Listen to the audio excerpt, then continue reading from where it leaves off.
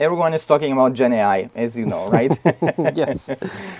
Big, I would say, buzzword. It would be interesting to hear also from you, what are the top maybe Gen AI use cases, areas of where you're applying Gen AI at Merck? So yes, indeed, everyone is talking about it. One area is definitely knowledge management. Yeah, I agree. Others are very simple in operations, tech transfers, knowledge transfers, which is also similar to knowledge transfer or knowledge management. But also you can start generating documents out of it. Some of the colleagues have been thinking about, can I generate SOPs? Very simple, but super time consuming. You know, the program we called Smart Factoring. And the reason why we called it Smart Factoring is because it's replacing the word manufacturing with the word smart. So if we can help people to be more productive, to be faster in what they achieve by getting a tool in hand that, yes, I still need to check. And that's exactly what we see with Gen AI is an experimenting world. Yes, large language models, it's a great stuff. I'm surprised what it all can do. Now generating videos for generating trainings is another field of area.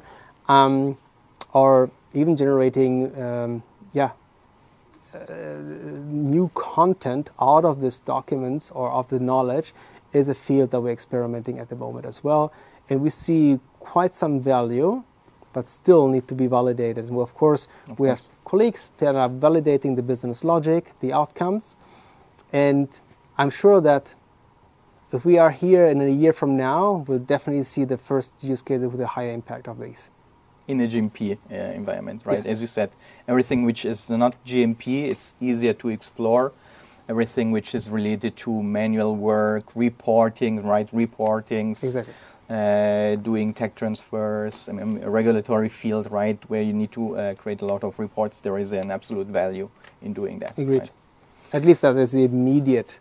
Yes, as immediate, exactly. As immediate fix. Or And then, I mean, going forward, I mean, there is, one of the Gen AI or ChatGPT type of exercises or things that you can do is text to picture, right? Or text to video. Exactly. But is there not a future where we can just add a text and we can get insights on how to create better molecules, right?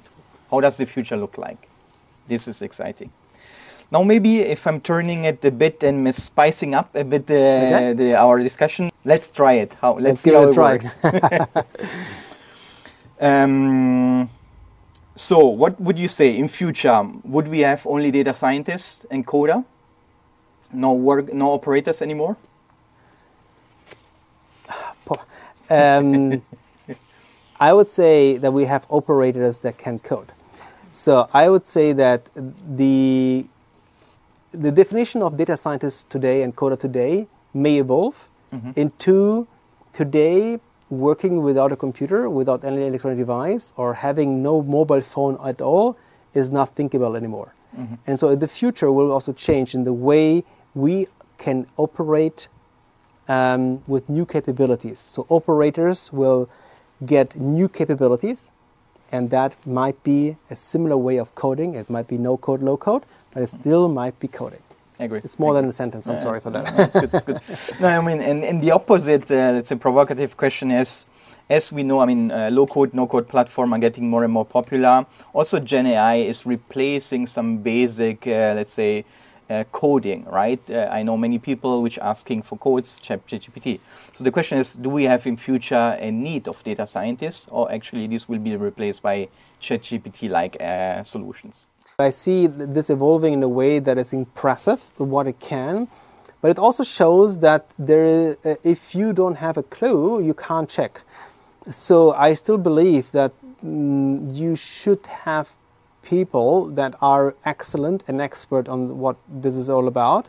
In a nutshell, I think we need all experts in certain areas, even understanding ChatGPT better and the models behind it, and anything else that describes the mathematics behind models, and that is evolving as well, as we know. We definitely need experts. Do we need all of them being like this? No, I don't believe that, but I believe there needs a good balance and not switching from one extreme to another extreme. It needs a good balance of understanding, the quality control, if you will, and evolution and the innovation of these fields.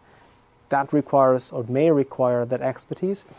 And others that, including myself, you may not have all of the details, but enough to understand what it requires to transform operations with the, and I believe that is something that needs to be added as a skill set in the future. Using ChatGPT is accessing knowledge, unstructured, structured, all of this. Now, the limitation now is your imagination. The limitation is actually the way you combine the questions to trigger a certain prompt. The way you engineer the answer is your creativity. So the beauty in the future will be, how can you ask the right questions? How can you do the right prompt engineering to get the results to where you want to? Because the knowledge is there. So that adds a change of how we will be operating in the future, I guess. Yeah, I agree. So basically, we will not see a replacement of, let's say, human, right? But rather advancement in skill sets, right? Absolutely. That's what we will see. Another provocative questions. Do lean first and then digital? What do you think about it? Yes, I mean, so there are two different things. So Lean Six Sigma, this is a mindset. Digital is a tool, it's a capability, it's technology, if you will, all of this, depending how you define it. It might be even a mindset as well, complementary to each other. And what I mean with that is, for me, digital is an enabler of the next generation operations excellence, right? So operations excellence with methodologies and the processes that we learned, a lot of the tool sets, helped us to get where we are today. And I think this is great, by the way, right? We should definitely celebrate us for what we achieved so far as an industry. Now, digital adds capability that will level up even this level where we are at the moment. And so that it's not contradicting, it's actually complementing. Agree. Maybe last question. I mean, you know a bit what we are driving at Roche. What would be maybe your one advice you would give us to focus over the next years? What would you say it was super helpful in your organization and we might consider to do similar? I think one thing is fix the basics, which I think we all need to understand. What are these? What does digital mean for you as an organization? Where do you want to focus?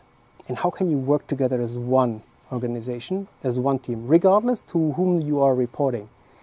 It's more about how do you create a meaningful impact and agree to standards, which might not be great, but might be better than having multiple optimized silos. Yes. And I think that is where I believe should be the focus of the future. So basically, let's say, again, I mean, killing the silos and fostering collective leadership across multiple functions. And change, as you said, I like it, needs to feel like change, right? It's Agreed. never easy. Yes. Thank you also for having joined our first podcast. Really a pleasure. I hope you enjoyed the session, and please feel free to share any feedback, thoughts on the specific topics you are interested or how we could improve the podcast. Really looking forward to our next episode. And again, big thank you to Michelangelo from Merck. Thank you very much. Talk to you very soon. Thank you.